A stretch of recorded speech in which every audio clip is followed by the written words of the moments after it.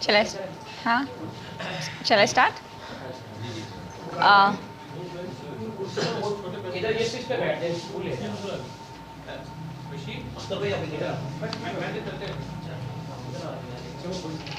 चाचा एक दो कुर्सी और ले आए प्लीज़।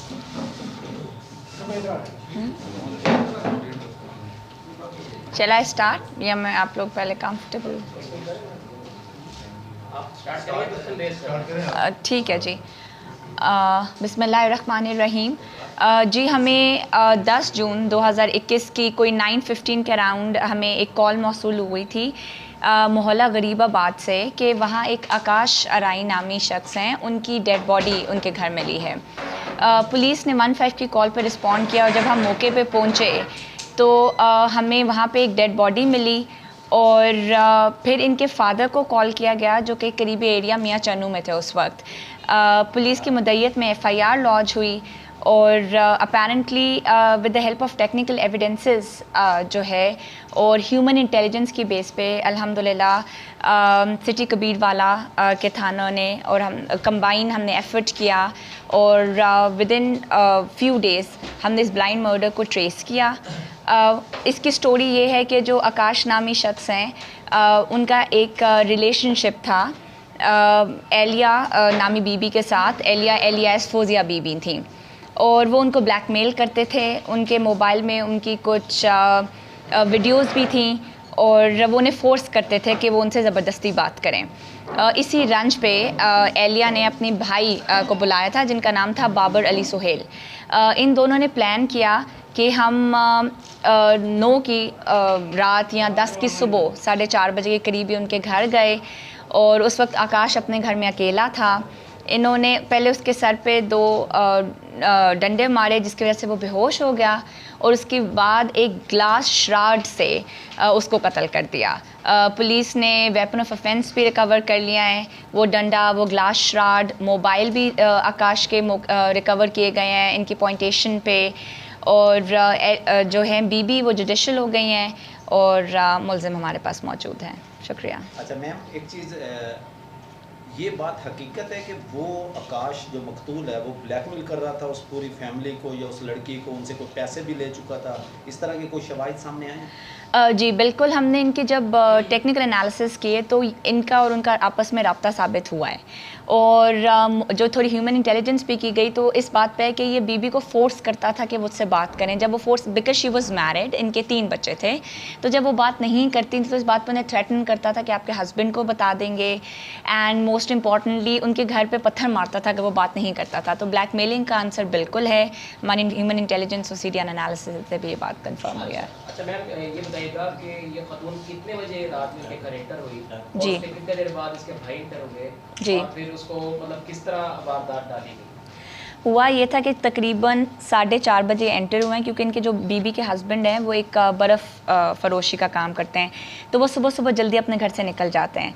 तो ये तकरीबन 4:30, 4:15, 4:30 के अराउंड इनके घर एंटर हुई हैं और जब उसने दरवाज़ा खोला घर के एंटर हुई और उसके पीछे इनका भाई एंटर हो गया और उन्होंने इसके सर पे डंडा मारा। तो उसने कोशिश की कि मतलब वो रेजिस्ट करे, लेकिन बीबी ने उसके हाथ पकड़े और एक दूसरा डंडा मारा तो वो सेमी कॉन्शियस हो गया, सेमी अनकॉन्शियस हो गया और उसके बाद इन्होंने ग्लास शार्ड मार दिया। मैडम जो मोबाइल से और तस्वीर फिल्म वगैरह मिली है किसी और ख़वातीन की? अभी ये कबल वक्त है कहना, मोबाइल नंबर पे उनके राब्ते हैं लेकिन इट्स अभी जो है उसका हम फोरेंसिक्स करा रहे हैं। पिक्चर्स ऐसा सच नहीं है लेकिन हमने उसको PFS से अब सबमिट कराएंगे, उसका फोरेंसिक्स कराएंगे ताकि हम इस चीज़ को ज़्यादा डेप्थ में जा सकें। देखें जी, जिस तरह का हम माशरे में रहते हैं, बिकॉज़ वो बीबी को ब्लैकमेल कर रहा था तो वो अपने घर बचाने के चक्कर में अपने हस्बैंड को ऐसी बात नहीं करी थी और भाई को बताने का मोटिव भी यही था कि ये शख्स उसको ब्लैकमेल कर रहा है तो इसको थोड़ा मज़ा चखाएं और इसको रोको कि मुझे ब्लैकमेल ना करें ताकि मेरी बात मेरे हस्बैंड तक ना पहुंच जाए और फिर बात जो है वो यानी उनकी सेपरेशन या उस तक ना पहुंच जाए। अच्छा, उसके खामन का कोई इल्म नहीं था इनके तमाम ख़वात अपनी बीवी के इस वाक़े का, मतलब ब्लैकमेल का कुछ पता नहीं था? इससे पहले एक दफ़ा एक मोबाइल रिकवर हुआ है जो कि आकाश नामी शख्स ने बीबी को दिया हुआ है, लेकिन बीबी ने उसको डिनाई किया था और इस घर में इस बात पे इनकी लड़ाई झगड़ा भी हुआ था।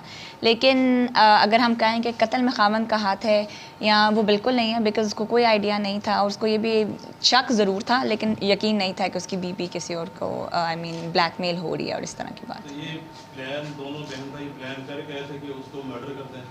जी, इन्होंने थर्सडे को ये प्लान किया था, जब मारने से एक दिन पहले ये प्लान हुआ था। मारने का इनका प्लान नहीं था, इनका प्लान ये था कि हम जो है ना इसको सही मज़ा चखाते हैं, थोड़ी लड़ाई शराई करते हैं, इसको रोकते हैं।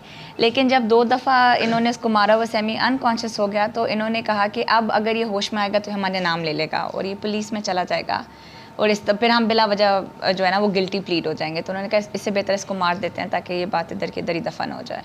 मैडम, इस सिकंदर के अलावा भी आकाश नामी उस लड़के के बारे में ये भी बताया गया कि उसके क्रिमिनल लोगों से ताल्लुकात थे, इस तरह की शवायद भी सामने आए। देखें जी, अभी ये बहुत प्रिलिमिनरी इन्वेस्टिगेशन है। हमें जो हम मकतूल के कैरेक्टर पे बिल्कुल भी बात नहीं कर रहे थे, हम ये देख रहे थे कि हमने कत्ल को ट्रेस करना था और कातिल कौन था। वो अल्हम्दुलिल्लाह ताला ने हमें इस चीज़ में सरखरू किया है और इंशाल्लाह within very short period of time we have been able to apprehend the culprits.